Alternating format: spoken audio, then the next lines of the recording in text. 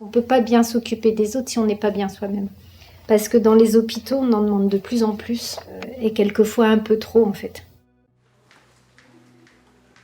Souvent, les filles qui viennent nous remplacer, elles font jour et nuit. Et pour elles, c'est plus difficile parce que du coup, elles sont perturbées dans leur rythme.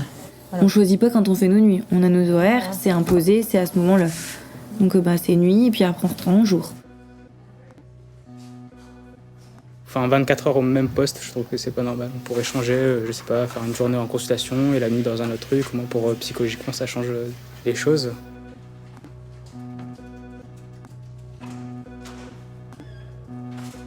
C'est un peu un cercle vicieux. On supprime des postes et le personnel est tellement fatigué qu'il finit par craquer. Parce que quand le personnel soignant est épuisé, certains doivent arrêter et ça retombe sur les autres. Et les soins sont toujours là et il faut les faire. Qu'on soit 3 ou qu'on soit 2, il faut que ce soit fait. Donc comme elles sont en effectif réduit, elles doivent faire le travail de 2 ou 3, voire, et elles donnent tellement parce qu'elles travaillent avec de l'humain. On ne vient pas aux soins comme ça, quoi, en fait. Donc si on vient aux soins, c'est parce qu'on a envie de s'occuper des personnes. Et en fait, si on nous en demande trop, on fait plus bien les choses et en fait, on peut plus être en accord avec nous-mêmes.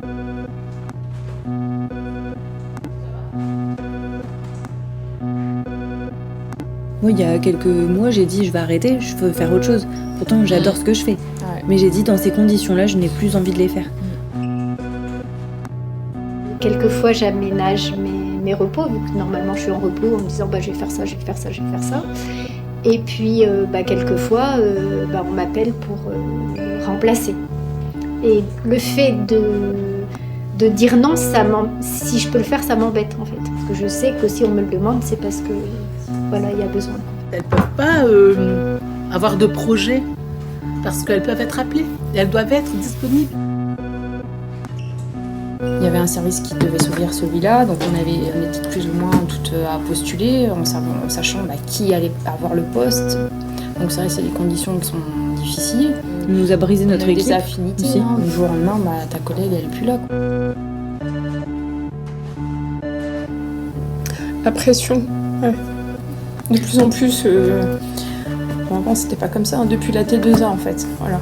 Donc il faut faire du chiffre et. C'est dur, franchement, c'est...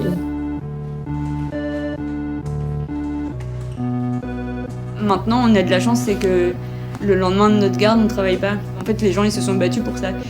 Et maintenant, le repos de sécurité, c'est obligatoire. Il y a plein de filles qui ont les épaules foutues, le dos foutu, elles sont complètement abîmées.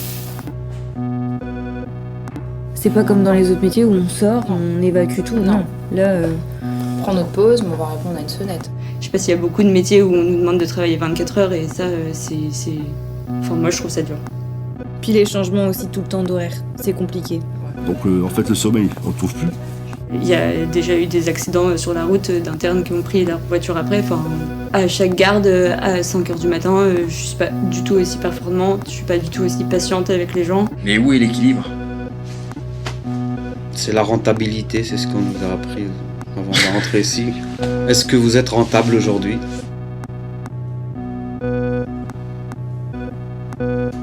Parce que dans les hôpitaux, on en demande de plus en plus, et quelquefois un peu trop en fait. Et ça épuise le personnel soignant. Parce qu'on ne peut pas bien s'occuper des autres si on n'est pas bien soi-même.